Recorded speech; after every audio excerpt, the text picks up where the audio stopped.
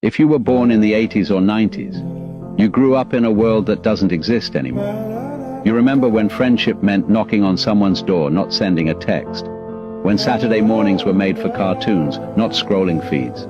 When happiness came from mixtapes, bike rides, and streetlights telling you it was time to go home. But here's what makes your generation different. You were the bridge.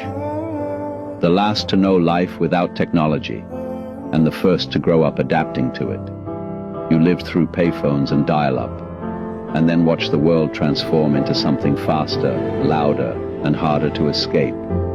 And maybe that's why people born in the 80s and 90s carry a certain ache, a nostalgia for simplicity, a quiet wish that joy could still feel as easy as it once did.